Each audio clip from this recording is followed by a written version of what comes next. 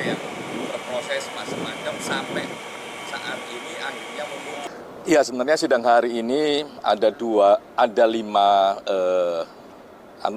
terduga pelanggar, terus ada dua majelis kode etik yang sedang berlangsung. Satu tadi itu pembacaan persangkaan ya untuk AKBP B, terus juga untuk AKBP GG di dua tempat yang berbeda karena dua majelis yang berbeda.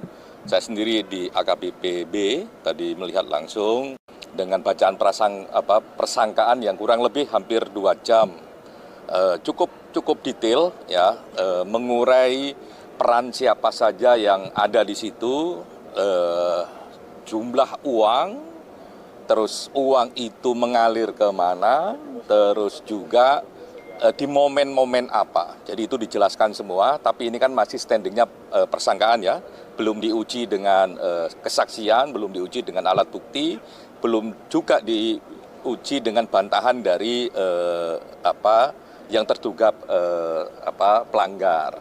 Nah, menurut saya di proses awal ini dengan melihat uraian yang cukup detail ya, hampir 2 jam tadi membaca prasangkanya dengan macam-macam cerita, dengan macam-macam angka, dengan macam-macam barang, dengan macam-macam disebut orang. Nah, menurut saya kita bisa berharap banyak atas kerja-kerja Paminal ya yang memeriksa itu, dan kita berharap banyak ini majelis etiknya bisa bekerja secara maksimal, mengurai peristiwanya dan mendudukkan sanksinya secara tepat dan maksimal. Itu yang kami harapkan. Kalau ditanya lebih dalam lagi, karena masuk ya ke WA saya bertanya apakah ini lebih dekat ke pemerasan ataukah ini lebih dekat ke penyuapan.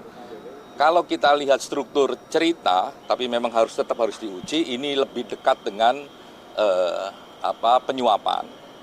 Sehingga memang peran non anggota kepolisian sangat signifikan.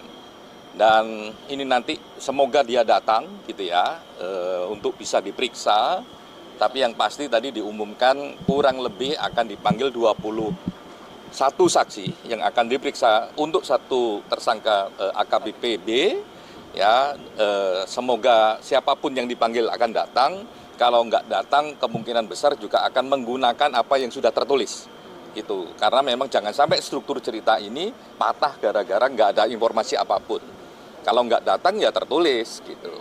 Yang tadi yang non anggota yang terlibat itu kan katanya kan dominan sebagai struktur cerita dalam sebuah kasus suap ini ya. Nah itu non anggota itu bisa dibilang itu dia perantara nggak sih antara anggota dan statusnya yang non anggota ini adalah status profesi dan kami menyayangkan profesi ini. Dia bukan orang tanpa status profesi. Gitu. Artinya mantan pengacara ya Pak? Inisialnya mantan pengacara yang saat ini sedang dilaporkan juga di Polda Metro. Teman-teman lebih tahu dari saya.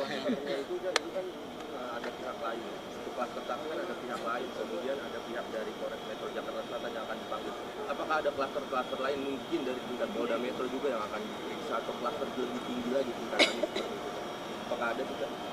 Kalau lihat struktur tadi sih yang paling kalau dalam konteks anggota gitu ya,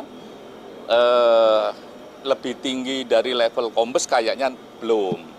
Tapi kalau dari segi non anggota ya semua bisa dipanggil. Tapi yang paling penting sebenarnya non anggota ini kalau dalam struktur cerita ya, karena dia lebih aktif. Terus ada momen-momen tertentu yang memang aktif sekali, gitu. Dari mulai ini kan prosesnya mulai dari 2024 awal, April mulai dari itu Mei gitu ya, itu aktif sekali, gitu. Lah ini peranan dari non anggota ini dominan sebenarnya. Lah pertanyaannya begini, apakah ini akan diproses? Diproses. Kami akan pastikan diproses karena juga sudah ada LP-nya. Jadi pidananya untuk yang non anggota ini juga harus jalan biar terangnya peristiwa dan tadi saya cek sudah ada LP-nya dan sedang proses penyelidikan. Pak Cak, terkait dengan non anggota sendiri tadi yang disebutkan adalah perannya dominan. Apakah non anggota ini adalah orang yang menyerahkan atau mentransferkan uang ke para terduga pelanggar ini? Dari pesangkaannya itu. Kalau dominan ini bisa jadi tidak hanya soal atau sekedar menyerahkan duit, tapi jalannya bagaimana penegakan hukum itu bisa berlangsung. Artinya dia melobi-lobi para terduga pelanggar. Kalau hanya menyerahkan duit itu, ya kayak ibarat kurir, tapi peranannya lebih dari kurir.